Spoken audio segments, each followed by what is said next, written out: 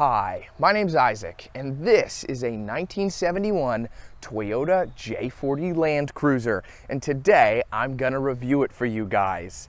Some say that the J40 is the best off-roader ever made, and it seems like Toyota has a knack for making the best of in pretty much every vehicle class, from sedans to sports cars, SUVs, and off-roaders like this.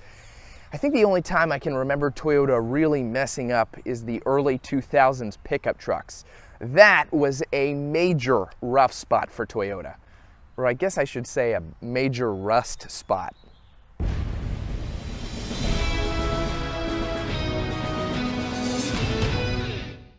The original 40 series was a pretty basic off-roader SUV that was pretty sparse in the features category, especially compared to the modern SUVs in the same class.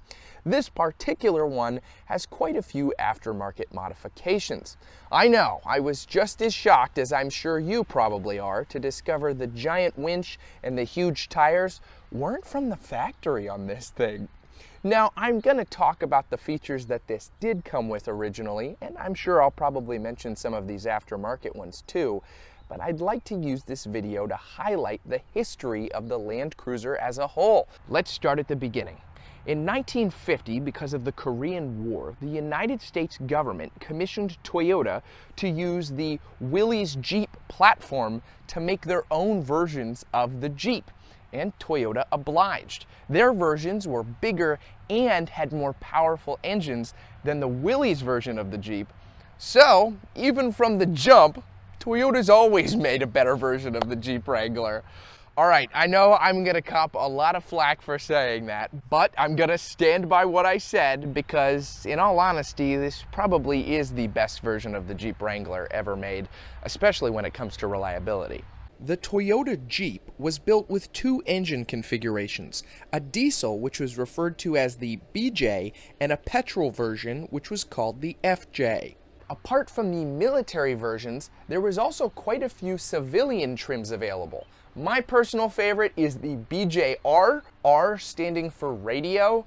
Yes, a radio was such a luxury convenience back then that there was an entire trim designated for it. By the third year of production on the first generation BJ, Toyota technical director Hanji Umehara figured it needed a more official sounding name than just a letter designation. And so, after looking around at the competition, Umehara is credited for giving this the name Land Cruiser. And the similarity to Land Rover is not a coincidence. Umehara later recalled, quote, "In England, we had another competitor, Land Rover. I had to come up with a name for our car that would not sound less dignified than those of our competitors. That is why I decided to call it Land Cruiser," end quote. The newly titled Land Cruiser continued on into its second, third, and this fourth generation, largely unchanged from its original Jeep-like architecture. This fourth generation arrived for the 1960 model year and in the United States continued on into the early 1980s. What's interesting is around the world they continued to make this for many years past that.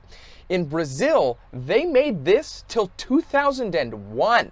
To give you guys an idea of how popular the Land Cruiser was becoming, by 1968, Toyota had built 100,000 of them. And that was from the very first BJ that rolled off the production line in 1951 all the way to 68, 100,000 models. And then in 1972, they hit the 200,000 model milestone. And the very next year, 1973, they had built 300,000 of them. So these things were becoming wildly popular in the early 70s. Though they weren't exactly known for being fast.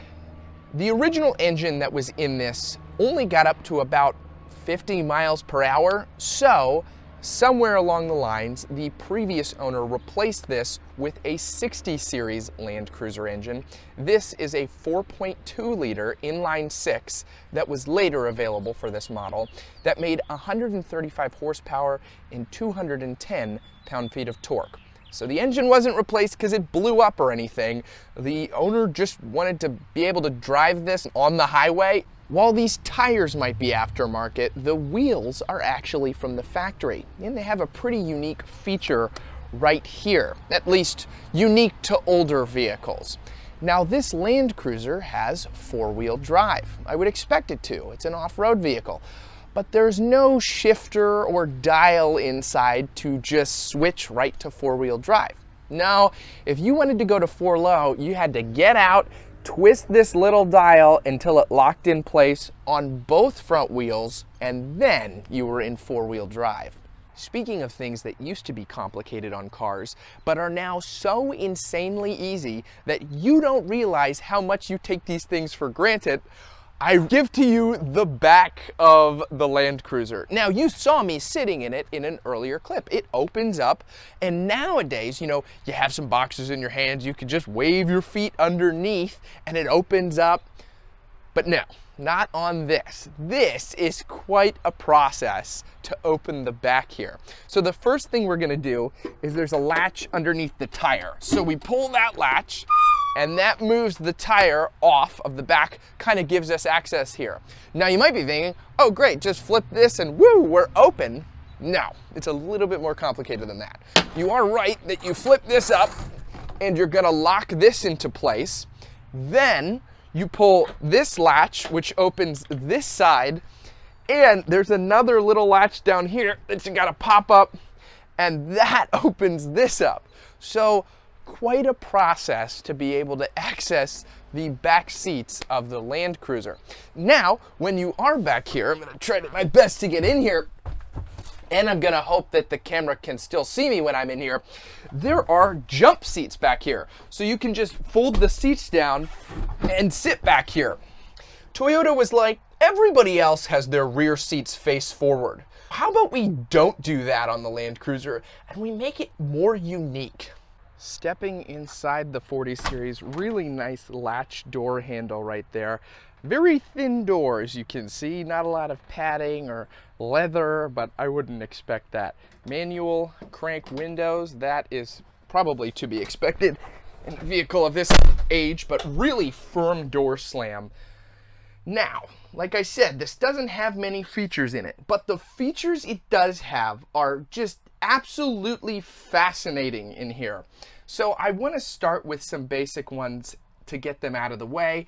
This red switch right here is your reverse light. That's aftermarket, as well as these green lights. These control the bumper lights and the lights up here on the A pillar, those two green lights right there. So those are all aftermarket. Now let's talk about the factory stuff in here. You'll get this very nice traditional gauge cluster. I think it's really cool. You have your speedometer right here. No tachometer though. It's funny because I'm used to reviewing vehicles with like completely digital screen gauge clusters, and this one's like, we just have two Phillips heads in here and that's holding it in. But I really like that. I think it's quite quaint. Over here you'll have your headlight button, you pull for that, and then if we move a little further over, you'll have your hazards button that you pull for. This is your windshield wiper button, and then this is the heat, so you pull for heat. You can kind of adjust how much heat you want to come out here. You can pull it fully, or you can just have a little bit. And then what'll happen is it'll come out down here, and you have another little latch that you can pull. And what this does is if you put this all the way up, it's gonna put the heat up to the windshield. But if you put it down, then you'll get heat kind of down here at your feet. No adjustable climate vents or anything like this. Pretty stationary in here. And this button, well, the owner's not 100% sure what this button does. He thinks it might be for a rear heater he never installed, or it might be for the heat to the windshield from right there, but he's not 100% sure. Right here you have a little ashtray because of course everybody smoked in the 1970s, so you'd have to have an ashtray. And then down here, this is so funny. On the glove box you'll have gear shifting instructions. So it actually tells you how to shift, which I think is absolutely fascinating.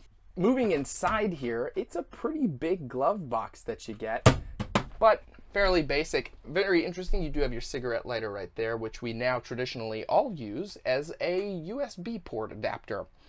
Down here, you'll have your parking brake. So you pull that to disengage the parking brake, push it in to engage it. And then down here, this kind of, I think you can see this ball, that's what you're gonna pull for the 4 low. And then FD here is your 4-wheel drive for the 4 high. So you can pull that to engage it. And then another old car feature, which I love, my dad was just telling me literally yesterday, I didn't even know that this had it. He had it was a Plymouth, and it was his grandma's that he inherited when he was a teenager, and it had the high beams on the floor, and this is the same. So it has the high beams. You just push to engage your high beams, pull off to take them off. I think that's just a unique idea. I'm surprised that vehicles don't do that anymore. But I mean, I guess, you know, my 2019 Tacoma has automatic high beams, so it doesn't even need me anymore. One cool thing down here that I also wanted to highlight that I don't know if I've ever seen this on a vehicle is there is air vents down here. Now, you're like, okay, air vents. Other vehicles have had air vents before, but let me show you what I mean. We're gonna have to get a little bit closer. Well, if you want a little bit more ventilation, you can pop that open on both sides, and that's gonna just open right out here. Now, I'm guessing this probably doesn't get the best fuel economy already, but that's probably not helping to have that drag. Though, it's gonna give you kind of more air circulation down at the rear. I mean, it's just so fascinating how this blends all the old technology that it has inside of it fairly well. I think it's really impressive. And it's just neat to see how they worked in all this technology and incorporated it. Right here, there's no airbags in this steering wheel. I mean, look at this thing. Other than that, like I said, pretty sparse in here. You'll have your back jump seats that I mentioned and a giant storage area. But I think it's time to take this thing for a quick spin. Oh, the brakes don't work very well in this. Wonderful. All right, driving the Land Cruiser. This is terrifying. You know, it's really hoofing in second here, and I'm only going like 20. This is an experience and a half. I hope my mic is picking all of this up. I imagine it's very echoey. This is definitely a vehicle from 1971. I think this is the oldest vehicle I've ever reviewed, and it feels that way. I mean, all things considered, it's in pretty good shape for being a 71 Land Cruiser, and I'm thankful that I had the opportunity here to review it. But oh my word, yeah, we've come a long way in technology, sound dampening, just generally everything. It would be really cool if they made a Land Cruiser that looked like this, but maybe had an airbag in the steering wheel. You know, that's always like a positive I always like to look for in the vehicles that I review.